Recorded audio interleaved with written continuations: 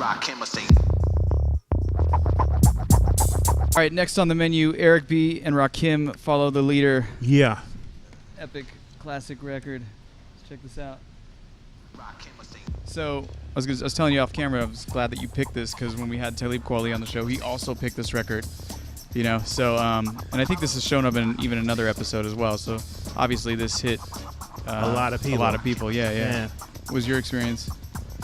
Yeah, so I had been hearing Eric B. and Rakim, all the first stuff, but I swear I was too young for it. And later I realized that the first one is the one, you know. But but at the time I caught right here. You know what I mean? This is where like it. And there was a graffiti artist in Venice who I looked up to a lot. I won't even say his name because he turned out to be a dick. Yeah.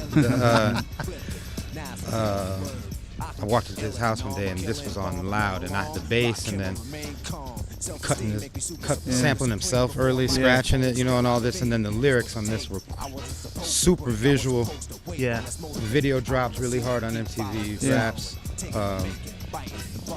I don't know how, if you're like a real Eric B. and Rakim fan, if you were happy when this was the second album or not, you know, compared to the first one. But for me, it was crazy. I agree. I mean, what did you feel when it dropped, Warren? I was the first album all the way. Yeah, I know. But rightfully so. You know what I'm saying? So when this one came out, I was like, all right, this is cool. It didn't have that from a DJ point of view, like a party rock, it didn't have that, like, I know you got soul kind of party kind of feel to it, but lyrically I was like, oh, this dude's kind of doing it right now. And it was the first time I've really heard a bass line that was just so busy like that. You know, it just kept going. So I was kind of like, okay, this is good, but it, you know. Yeah, and heavy. And then the lyrics are just crazy on this. Totally grabbed me. You know, and then it was just so far ahead of its time.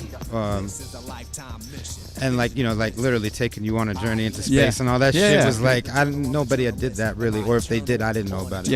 And you know, when people always talk about Rakim the God, Rakim, this is what I think of when they say that. The first album, I don't think of that. This is what I think of. Yeah, well, the cadence was upped. You know what I mean? Like he was going in crazier, because if you go back and listen to I Ain't No Joke or Eric B. for President, Eric B. is president.